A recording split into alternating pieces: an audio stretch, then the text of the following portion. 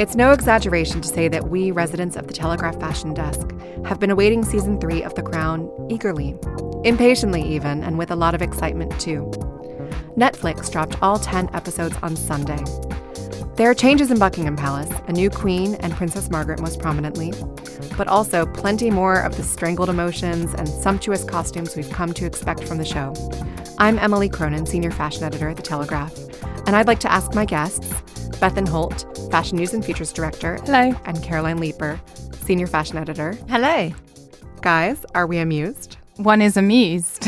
One is amused. One is definitely amused. I like it. I'm enjoying the changes. I thought the first episode where they introduce the new queen, Olivia Colman, via the stamp change thing next to Claire Foy. Oh, it was clever. I thought it was incredibly clever, but when you first saw the shot of the back of Queen Elizabeth's head, was that Olivia Colman or was it Claire Foy? Oh, I hadn't even thought of that. I just thought it was Olivia. I don't know. Maybe they morphed it together in some clever CGI manner. I'm not sure though. Maybe it was a hair double. Yeah. Oh, a hair double. I could do that as a job. That would be nice. Not as Olivia's hair double, but anyone. You know, that was something that I think a lot of people were quite skeptical about. Would we be able to see anyone but Claire Foy as the queen? And they achieved it in really about the first 3 minutes. Well, I was so thinking that, oh my God, you're just going to look at Olivia Colman, who is now, let's face it, like massive Oscar winning. She is just Olivia Colman in whatever role she's in. So I kind of was worried that you were going to really see that. And you do. You are like, oh, there's Olivia Colman. But I feel like as I relaxed and started watching more and more episodes, I forgot a bit more. I agree. It helps as well that she has almost the exact same posture as Claire Foy did as Queen Elizabeth and the same twin sets and pearls. Like that the costuming has been remarkably consistent even as the decades have passed. Well, that's the queen for you, isn't it? You know, she's no slavish follower of fashion. She's got her look, and it's more of an extremely gentle evolution than any kind of snapping up the latest trends and collections. You wouldn't really know what decade you were in just by looking at a picture of her. That's true. If you kind of cropped the picture at the neck and didn't show her hands, you know, we could play like Queen fashion decade bingo. Yeah. That sounds like a fun game. I know what we're doing at our Christmas party, guys. What about Princess Margaret? Because, of course, that's another big change. We went from Vanessa Kirby as the beautiful young princess to Helena Bonham Carter as a frustrated, often hungover, lovelorn, middle-aged Princess Margaret. Oh, so often hungover. It's brilliant, isn't it? And she styles it out so beautifully. I mean, I do not look like that when I'm hungover, but I guess I don't have a whole team of servants at my disposal. Yeah, and I feel like it's quite a flattering angle when it's just like a hand like full of gorgeous bracelets like spills across to try and answer the phone, like, you know. Yeah, or some diamonds to deflect the kind of sallow hungover skin. Or not even to answer the phone, just to lift it up and slam it down again. Yes. Yeah, no calls, please. I think Helena Bonham Carter is great as Margaret. And I do think Vanessa Kirby obviously really got that attitude and of her when she was young. But I do think that the person she became is very, very interesting and so well played by Helena. I listened to a few Helena Bonham Carter interviews around how she prepared for this role. And I absolutely loved that when she was consulting a medium about something else, apparently. As you do. Margaret appeared to her and sort of advised her that she must get the smoking right. So that was Margaret's advice from beyond the grave to Helena. That's Margaret's signature accessory, was her cigarette holder. Her tortoiseshell cigarette holder. Yeah. Oh, I love it. Makes me want to smoke. Yeah. Don't smoke. Don't smoke. No. Listeners. I think she's got that kind of slightly lazy yet extremely elegant hand down to a T. I noticed actually in the second episode when they arrive in America, her wave is not even a wave at all. She just kind of holds up her hand and barely moves, like from the elbow. Well, one doesn't want arthritic wrists, does one? But then she's so much more expressive with that cigarette holder than she ever is in relating to the public, even though, of course, she just craves their adulation. We're going to come on to favorite costumes in a moment, but what I find so remarkable about the show, one of the real joys of The Crown is the attention to detail. And watching Margaret mince across the runway in her spike heels, it's such an effective way to convey the stock that she put in her appearance and her insecurity about being short. Her husband, evil towards her at times, Lord Snowdon, calls her the pygmy princess. And just how much she wants to get this right. It was very poignant seeing her constantly in those heels, wasn't it? And really using her style. I think we always talk about how clothes can be armor.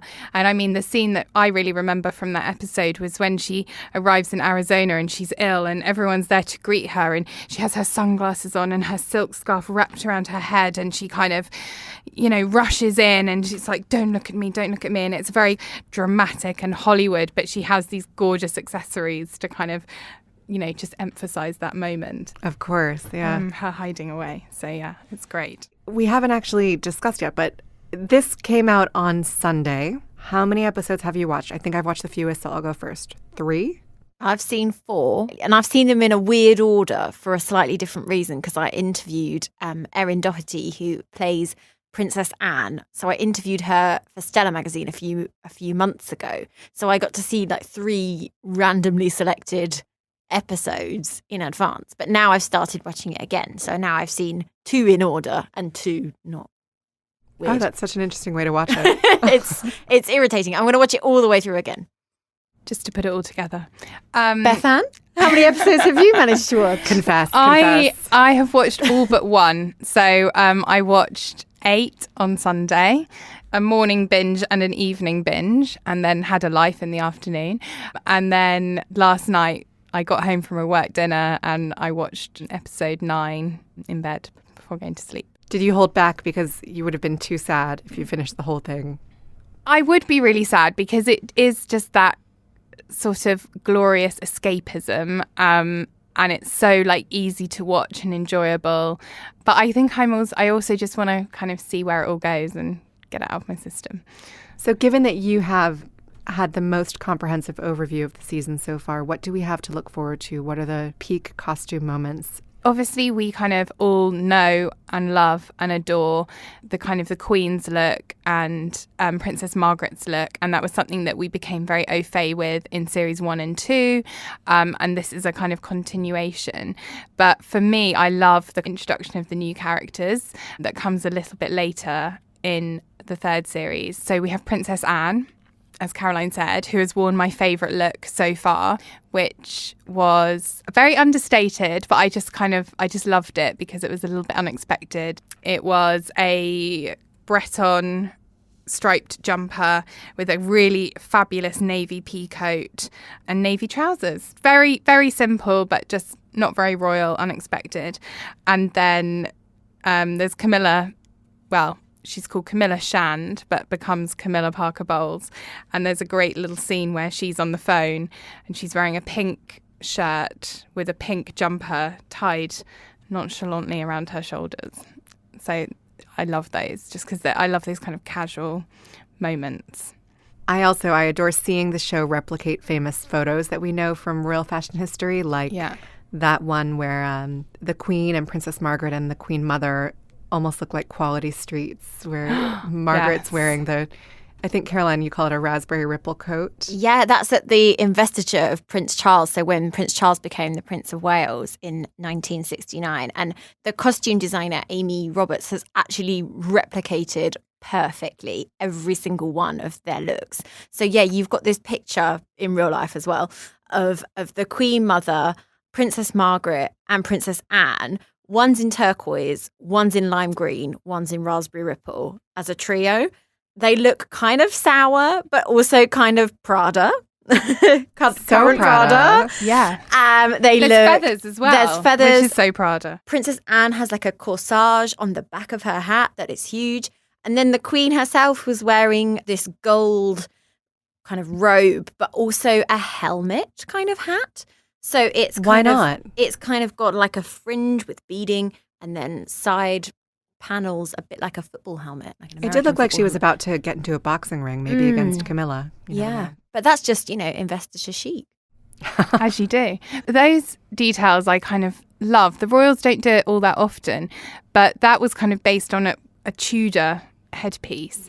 And that kind of recalling history, that's one of the things I just love when the royals dip into that. I remember Princess Diana had that gown that we now call the Elvis dress, but it had this raised collar covered in pearls, and that was inspired by Tudor ruffs when Catherine Walker created it. So just that kind of thread through history. That's a little royal fashion geek note. Yeah, I really liked Amy Roberts, the costume designer. In some cases, she's done like for like pitch perfect copies of what the royals actually wore. So there's that moment. There's a really great Wallis Simpson outfit. I love the Wallis Simpson. Which is like, she's meeting the Emperor of Japan because she's living in Paris. So she's kind of wearing what you think might be a bit of a Chanel kind of jackety houndstooth skirt suit. And that's been recreated like perfectly as well. And I was like really looking through to try and find the pictures of the originals so that we could do side by sides online. So yeah, have a look at that if you get the time.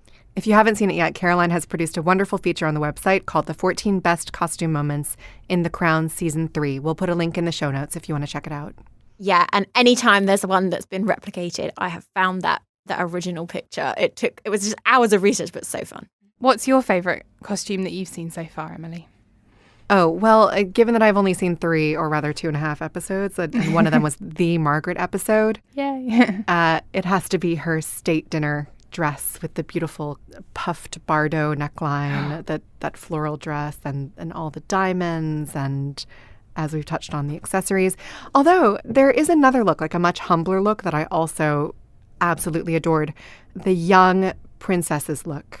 Oh, that was gorgeous. With Yes. the little Fair Isle jumpers. Yes, and, where princesses Elizabeth and Margaret are, I don't know, they're in Windsor or Balmoral, some cold, drafty, very grey country home, and there are no loving adults around them, just lots of mustaches.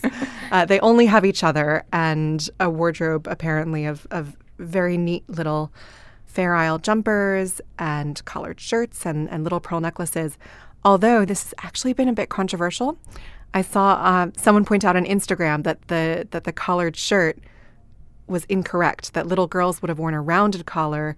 Pointed collars were only for boys. Oh, gosh. I know. Can you imagine? Too sharp. Peter Morgan, the creator of The Crown, has said that he employs 10 full-time researchers and that they work around the clock. And really, Peter, you do so well, but just call the Telegraph when it comes to the fashion that was stuff. a bit of a miss, wasn't it? Not cool. Not cool.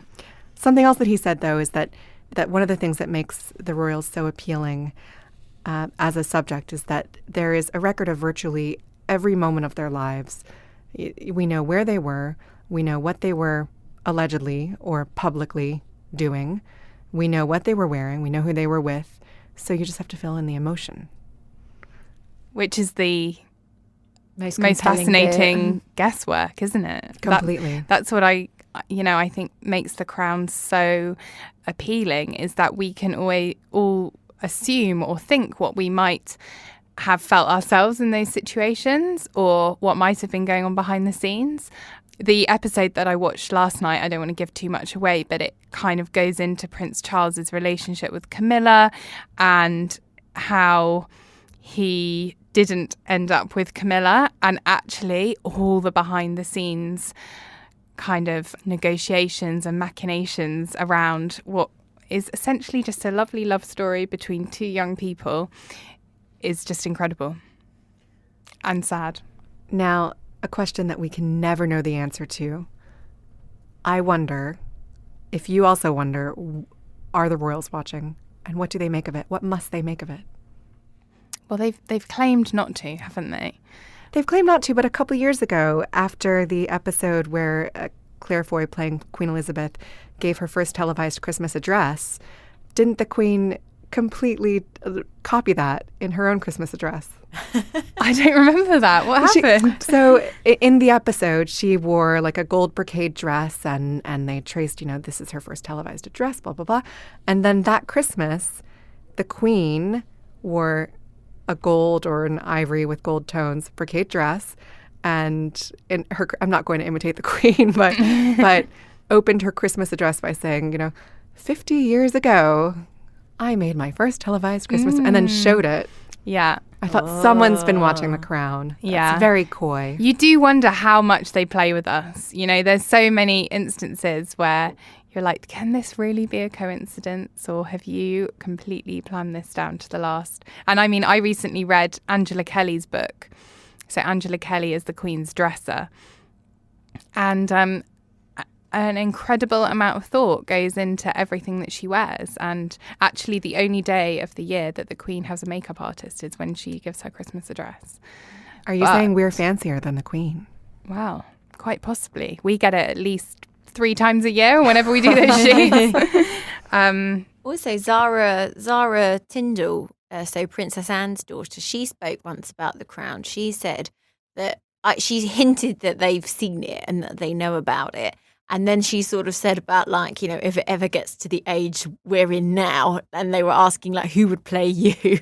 She said maybe Scarlett Johansson. Oh, nice. I did see someone screen grabbed an article that was on a well-known tabloid website talking about Sarah Ferguson and who she said she would like to play herself once she appears.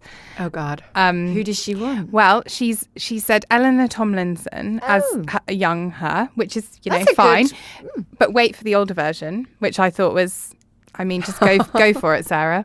Julianne Moore. Sure. The Hollywood version. Yeah. Okay. Yeah. So, I mean, we all have our kind of dream. Well, we played this game. I would say the Fiona Telegraph. Shaw, but with the red wig. I mean, she'd be amazing. That would be brilliant. Well, we played this game at the Telegraph before of who will play us in the Telegraph movie, which inevitably will Brexit, be the musical. commissioned any day now. But we all give have us our a call. We've all decided on our. Tell us who you think should play us in an email. unzipped@telegraph.co.uk. Be nice. Please be kind. Caroline, as you mentioned, you interviewed Erin Doherty for an issue of Stella a few weeks ago. And one of the things that I've most enjoyed over the past weeks is watching you come into the office and see what Erin has worn on the red carpet. She's the night determined before. that she's going to be a new fashion icon. Well, I am. I mean, well, when I met her in the summer, so they'd obviously wrapped filming for series 3, and they were just about to start filming series 4. So she'll be in it again, obviously, for multiple series to come now. But she's a bit of an unknown actress. She had done a lot of stage work.